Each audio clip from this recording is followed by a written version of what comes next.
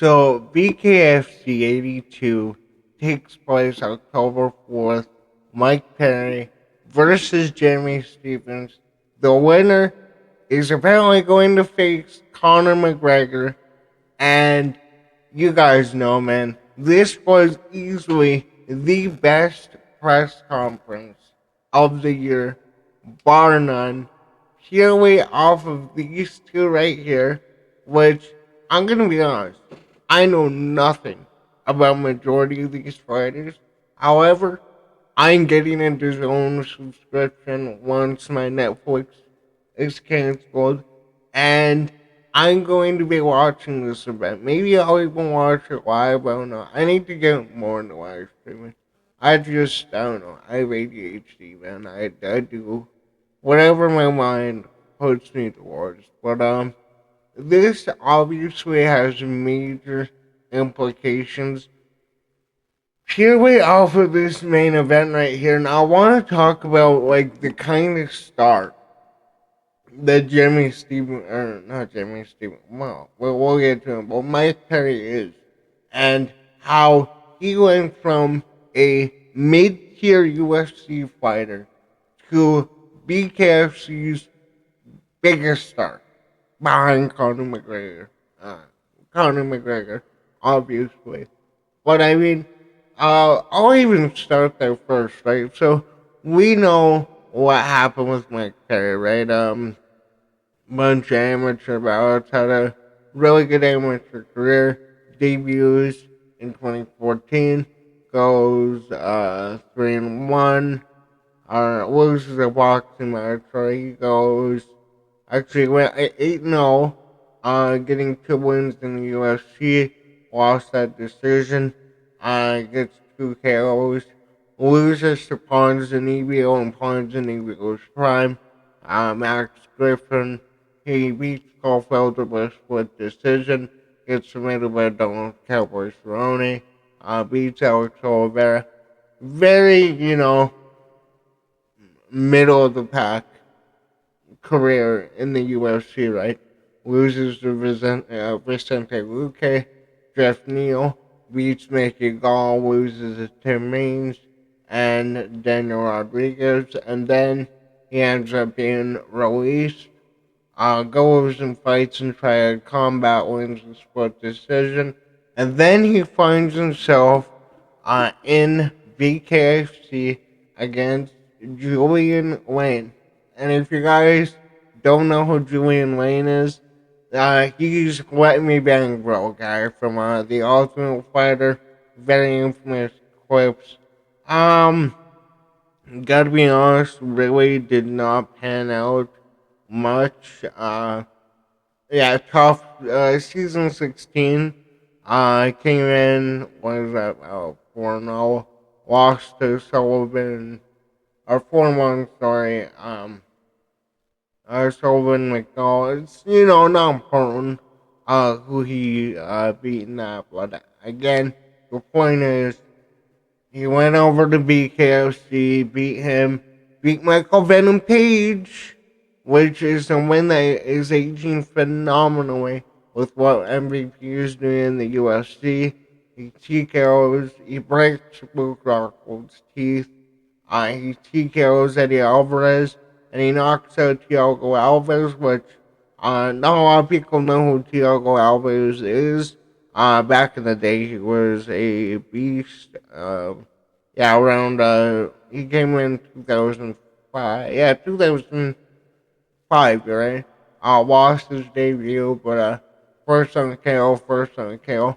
Lost to John Fitch, who John Fitch was a beast back in the day. I actually watched an MMA on point video where they brought him up, but then went on a wicked run here. 7 win streak, decision TKO, TKO Hironaka, TKO Chris Lytle in the second round, Cal Parisian, Matt Hughes, Josh Kovalchuk, and then lost to GSP in a at US 100, lost to John Fitch, and then kind of fizzled out near the end. But He was 2-0 in Bkfc when he beat one by Mike Perry beat him. Um, sure I'm on Mike Perry. I am. But yeah, first on knockout, notable win. Then he goes boxes Jake Paul, gets KO'd in the sixth round. Nobody likes Jake Paul, I get that, and Jake Paul though is talented. He's put a lot of time into learning boxing and that, and a lot of people thought, Mike Perry coming in from Bkfc, it's definitely a much more different style than say a UFC fighter like Ben Askren. But now we find ourselves with him fighting Jimmy Stevens. And you guys know what Jimmy Stevens is most notably known for is I honestly forgot which press conference it was. But it was somewhere around this, right? Mendes McGregor, I think it was. The infamous, I'm the hardest hitting 145er there is, and who the fuck is that guy? Then, Conor Mania. Oh my. But, in the UFC, though, had a decent career. Lost his debut to Dean Thomas. Went on a 3-quick win streak. And then lost to Spencer Fisher at the Ultimate Fighter 7 finale. TKO'd RDA in the third round in 2008, which was a really good win. Got submitted by Lozard, blah blah blah. Win, 2 wins, 1 loss, 2 wins. Loses to Pettis by split decision. Loses to Cowboy Cerrone. Gets killed by Eve Edwards, who does not get enough recognition. And then through the win streak, loses to Cup Swanson, Charles Oliveira, beats Dennis Bermudez, loses to Holloway. And you look at the losses he backed up, none of them aged bad. Like, actually, none of them Collard, that's in the PFL though. But when he came over to went over to bare knuckle, he beat. I forgot about the Jose Aldo boxing match.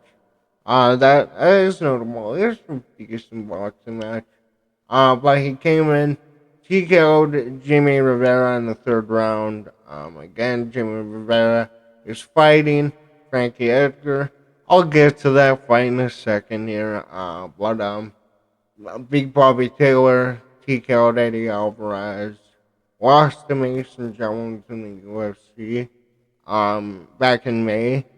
But this is an interesting fight. Like, both of these guys can hit hard. I would say Jeremy Stevens is definitely more of a power puncher. I like Mike Perry's technique more. And I just think, good lord, man. I just think that Mike Perry and what BKFC is, the rules around it, it favors him. How much taller is he then? Because he's 33, 5'10". Jimmy Stevens is um 39, 5'9". So they're close. I just think the age, the skill level in BKFC, I think that Mike Perry, again, I can't stress this enough.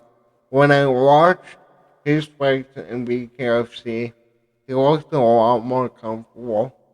He looked like he threw relatively the same combinations than he did in the UFC. But I think this was a perfect organization to build the gimmick he has and build a brand around it. And now Mike Perry, you have to say this is beyond the star that he would have been had he stayed with the UFC. I don't think anybody will disagree with that. But I think Mike Perry gets it done here. And when we obviously have this clip, right? Do I want to save it? Do I want to save it? We'll come back to it. But for the main event, obviously, really good fight. I think it will be competitive, but I think Perry wins it. And then we get to these two gems, man. Oh my. Now, I'm not gonna act like I knew a single thing about these two before the infamous clip, which I brought up my own clip. And if you guys have no idea of who these two are, right?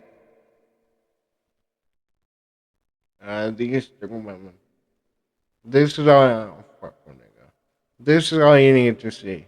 She's a cum drunk cockaholic. I'm good. She keeps bringing that up, but I'd beat her with cum in my mouth. A mouthful of it. I'm sure you do. Yeah, I would. See, you even agreed to it.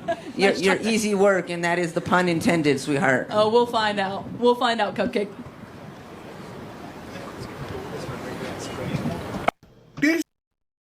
Yeah. I just love how that specific video, they just have Frankie and Mike just sitting there. Just just absolutely core by it. But yes, that is the only thing I know about these two. I'm being full blown with you. I do not care about anything else about these two. I love this fight. But we have Christine Ferreira at 10-1 taking on Jessica Borg.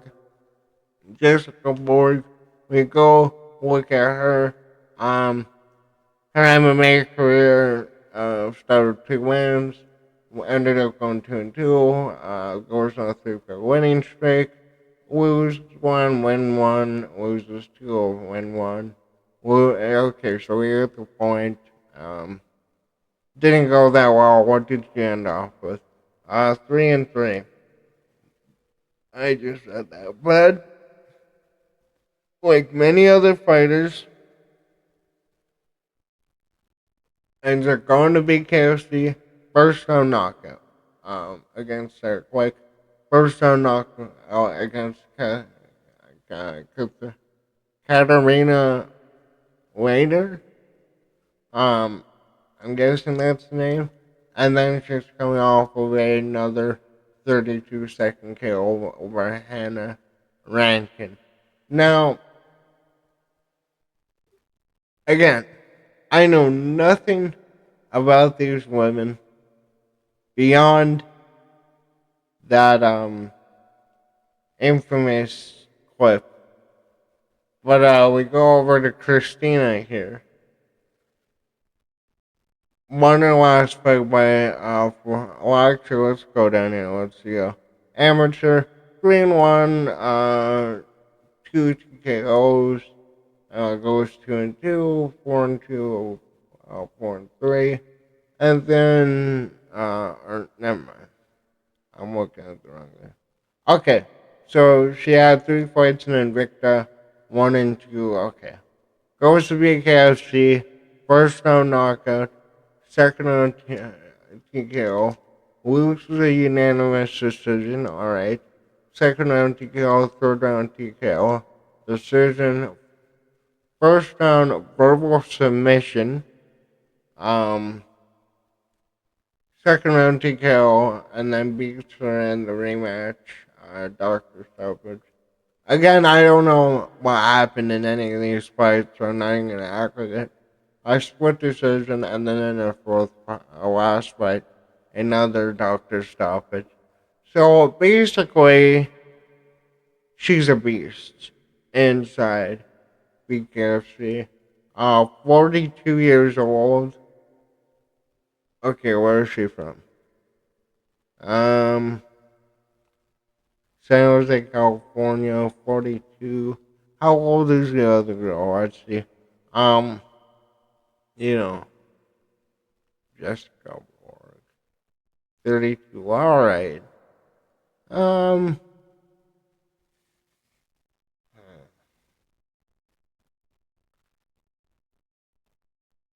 I'm gonna go Christine Ferreira. I thought her response was funnier. But again, I am actually interested to go down and watch these women's fights. And then we got, okay, this is the main one that I want to talk about here. Frankie Edgar versus Jimmy Rivera. And, where is it here? Where'd it go? Yeah, the co-main event, right? So, Jimmy Rivera has actually been over there for a while, and I know that. I remember hearing that he signed over there. But let's see. Um, yeah, we'll leave everything. So anybody who doesn't know who Jimmy Rivera is, undefeated amateur, 1-1, goes 3-1, gets a few submissions, 2 wins in Bellator, ends up winning these. Ultimate Fighter gets TKO by Dennis Bermudez, and then goes out to Ring of Combat, ends up making his way into Bellator, and then fights his way into the UFC back in 2015. First round knockout over Marcus Bremage, beats Pedro Munoz, beats I'm not gonna try and say that name.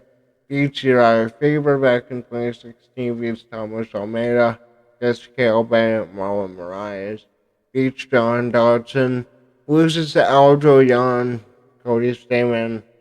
Okay, so he left the UFC at a pretty good position, at least.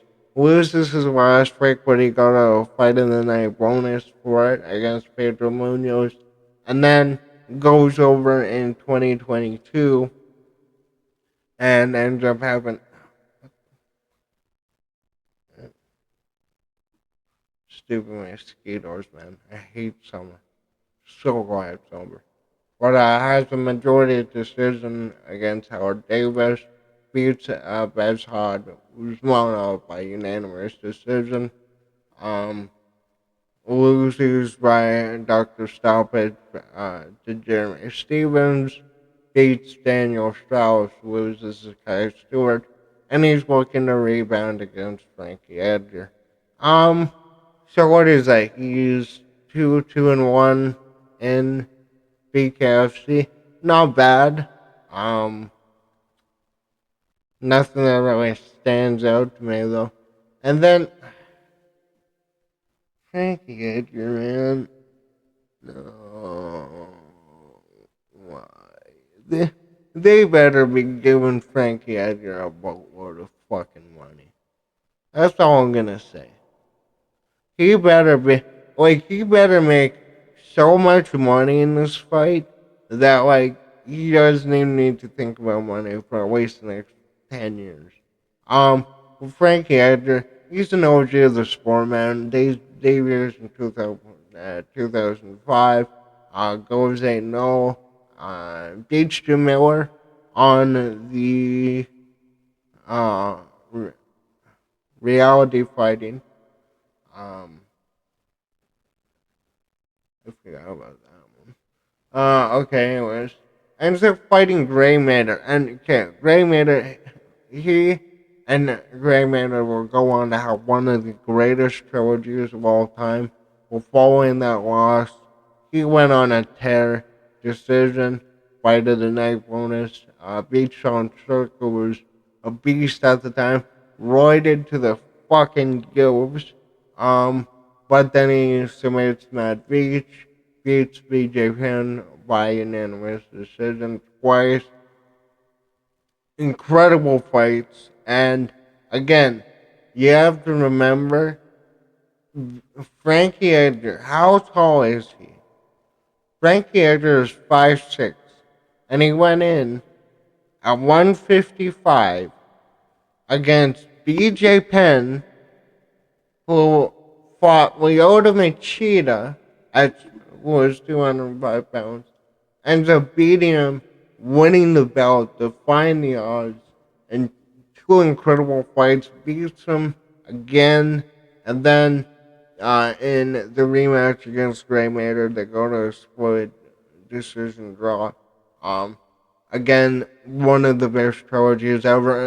In the fourth fight, Gray Maynard beat the ever living shit out of Frankie Edgar.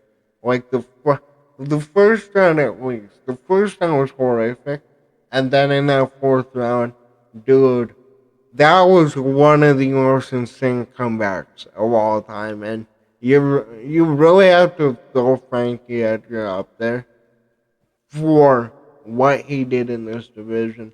And then he lost to Benson Henderson um, twice.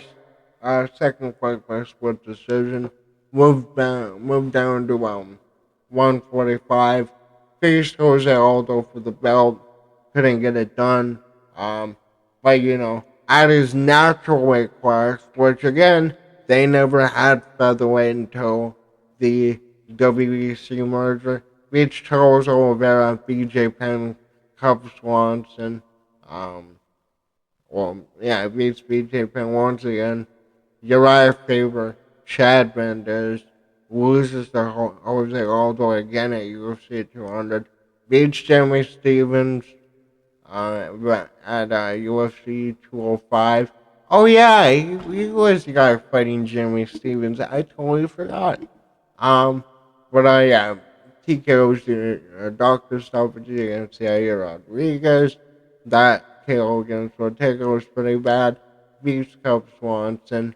And then 2019 on just shouldn't have been there. Loses a hallway. Gets killed by a Korean zombie. Gets a split decision over Pedro Munoz. And yeah, I pretend that these last three fights never happened.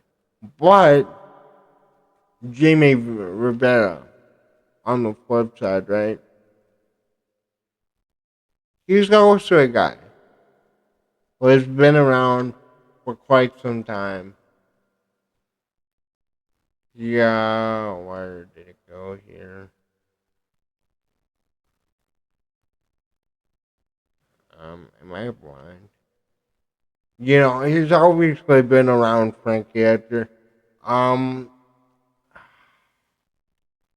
See, again, I think Frankie Edgar in his prime scores Jimmy Rivera. But this is a 43-year-old Frankie Edgar. And this is bare knuckle. And he was finished in all of his last fights. Yeah, he was finished, knocked out in his last three fights. I don't think this is a good move, man.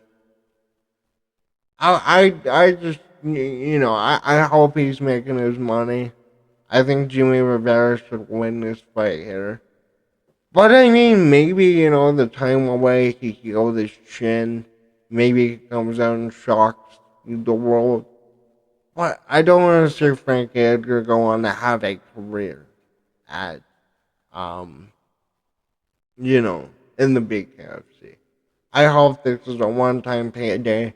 Conor McGregor getting the books out and giving him, I don't know, 5 mil on the back end. But, you know, I'll watch it regardless. I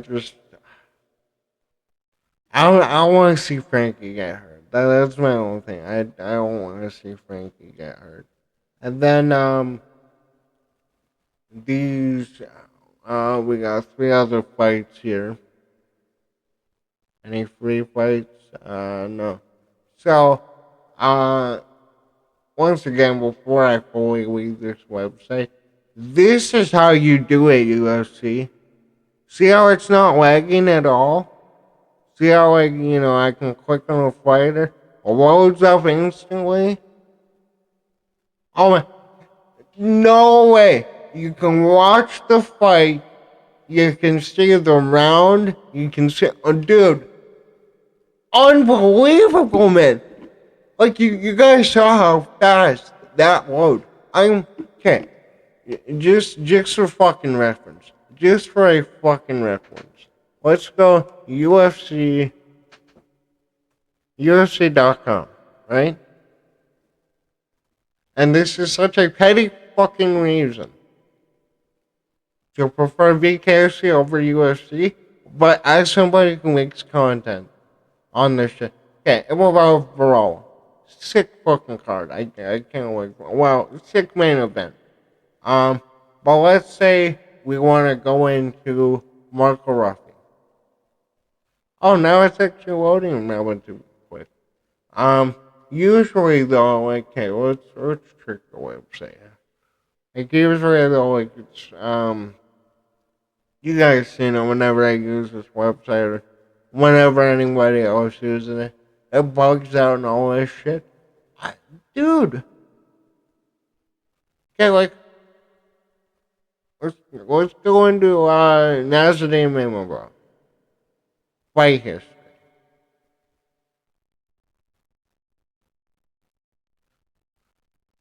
Dude, I swear they are only making this website go this fast because I'm trying to mock it.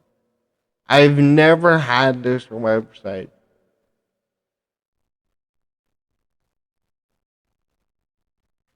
Uh, okay, well, still, I still think this is a much better way. I really do. Um, Whoever does their website, I have to give you props, man.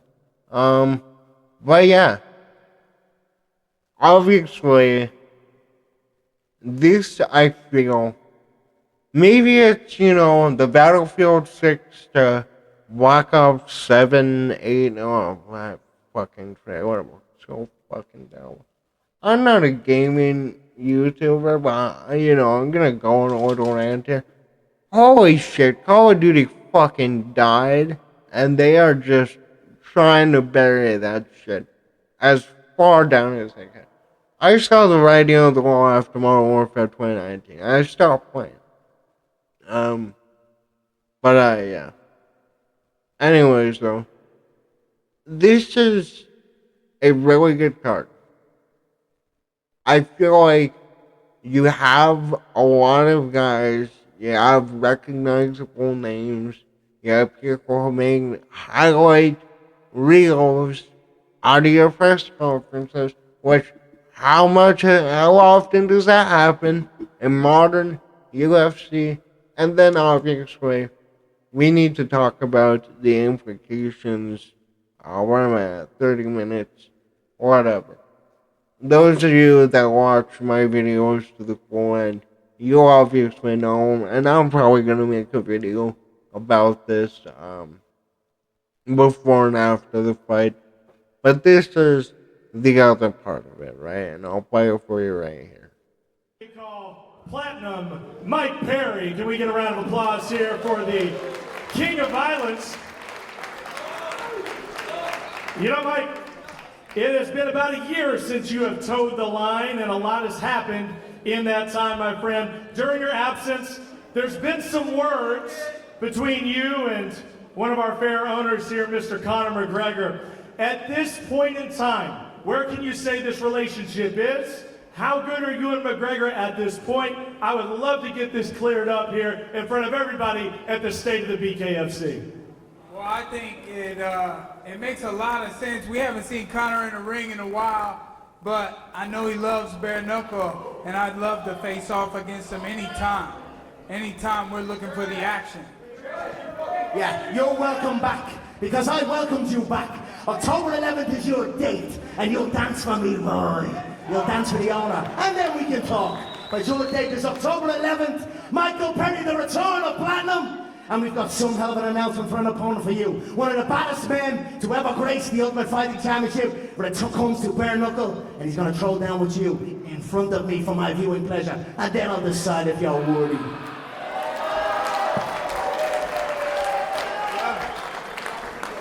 I can't argue with that.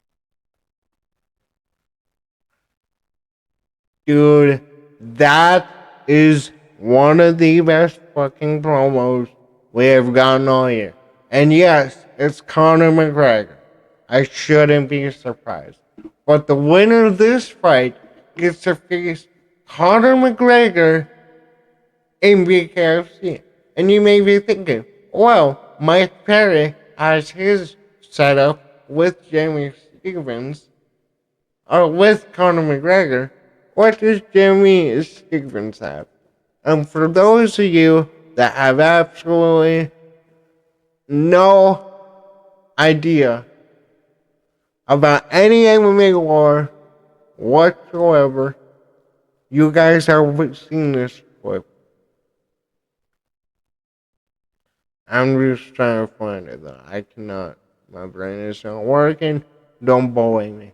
So, obviously, this takes place again all those years ago. MMA.us and Caged Insider. The infamous clip. Take a look around you. You got a lot of champions, a lot of grizzled vets. Who do you think would give you the hardest fight out of anybody on stage? Right here. Right here, the hardest hitting 145 pound, the real hardest hitting 145er, right here. This guy TKOs people. When I knock people out, they don't fucking move. They're not. Who the fuck is that guy? Who the fuck is that? You know damn well who I am. Who the fuck is that? Oh my God. I don't know. When I take that guy's belt, Leprechaun. Oh, good one. When I take that guy's belt, I'm looking around, I don't know what anyone else has for me around here. I might have to jump up and fucking drag Floyd Mayweather out of bed and see what the fuck he's at again. And Frankie. Could you imagine all of these years later, Jamie Stevens knocks out Mike Perry, the face of BKFC, gets his shot at Conor, and knocks Conor out? That would be such a poetic ending to, one of the catalysts in the Conor mania, right? But again, we don't have any UFC events. I'm hyped for BKFC, man. I'm fully behind it. I'm getting my DAZN fucking subscription, and man, this is a wicked card. Incredible promotions. Let me know, what do you think about this BKFC card? Are you gonna watch it? Have you been invested in the BKFC ever since it started? Let me know in the comments down below what you think. Thanks for watching. Later.